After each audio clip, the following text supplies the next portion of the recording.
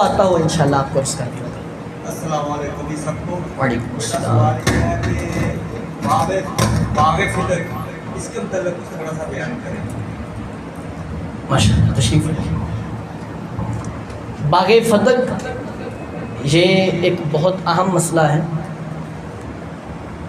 اور ان دنوں کے اندر اس پہ کافی ہوا اڑایا جاتا ہے، یہ بڑا اہم مسئلہ ہے۔ آپ کو ایک بات بتاؤں سوال کا جواب دینے سے پہلے، آپ نوجوان بیٹھے ہیں، آپ میں سے کس کس کو باغ فدق کا لفظ پہلے پتا تھا؟ ہاتھ اٹھا، کوئی اس میں برائی والی بات نہیں ہے، ماشاءاللہ چاند ایک ہاتھ اٹھے۔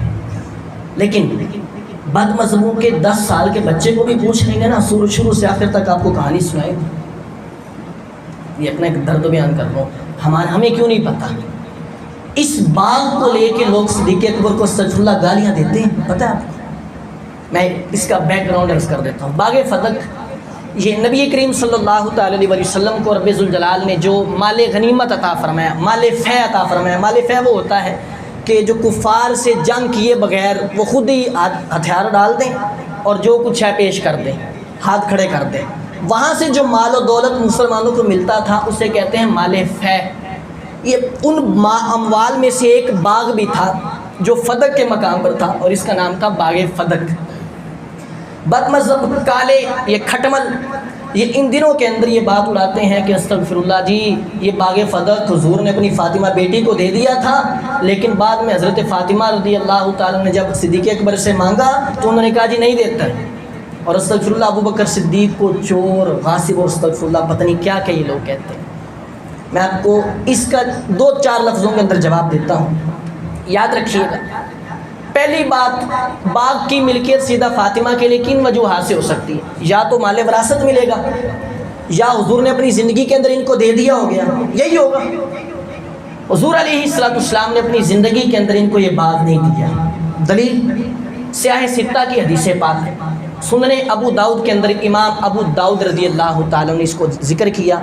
حضرت فاطمہ الزہرا رضی اللہ تعالیٰ عنہا نے نبی کریم صلی اللہ علیہ وسلم سے اپنی زندگی میں حضور کی حیات میں مانگا، یا رسول اللہ یہ باغ مجھے عطا فرما دے، حضور نے انکار کر دیا۔ فابا رسول اللہ صلی اللہ تعالیٰ علیہ وسلم، نبی کریم صلی اللہ علیہ وسلم نے انکار کر دیا اور نہ عطا فرمایا۔ یہ واضح اس بات کے دلیل ہے کہ حضور نے دیا ہی نہیں۔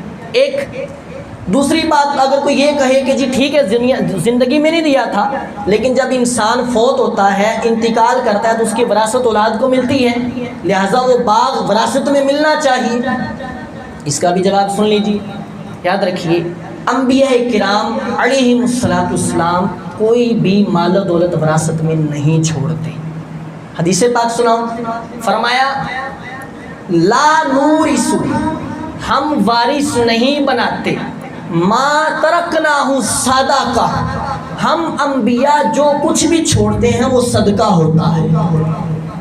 بات واضح، وراثت انبیاء کی نہیں ہوتی۔ حضرت سیدہ عائشہ صدیقہ فرماتی ہیں حضور کا جب وقت وصال آیا تو چند سونے کی اشرفیہ ٹکڑا سونے کا تھا، حضور علیہ السلام نے سیدہ عائشہ کو فرمایا کہ اسے صدقہ کر دو۔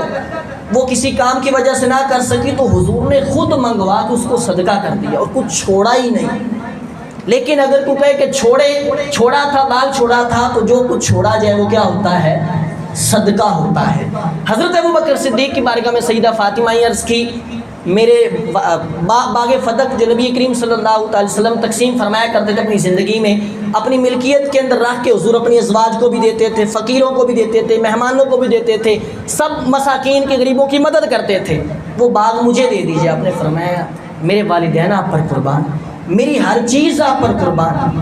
وہ باغ تو حضور علیہ السلام کے بعد صدقہ ہے۔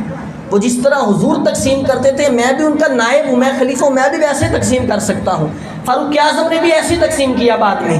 سیدہ فاطمہ رضی اللہ عنہ کو جب صدیق اکبر نے یہ حدیث سنائی کہ حضور نے کوئی مال وراثت چھوڑا ہی نہیں، حضور جو کچھ چھوڑیں گے وہ صدقہ ہے، تو سیدہ فاطمہ رضی اللہ عنہ راضی خوشی واپس تشریف لے گئی اور دوبارہ کبھی بھی اس کا مطالبہ نہیں کیا۔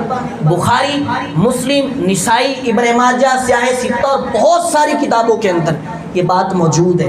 اگر کسی کو ایک ذرہ برابر بھی اختلاف ہو، اللہ کی رحمت سے دلائل کا انبار لگا سکتا ہوں، جس کو مسئلہ ہو مجھ سے پرسنل پر بھی مل سکتا ہے۔ امید ہے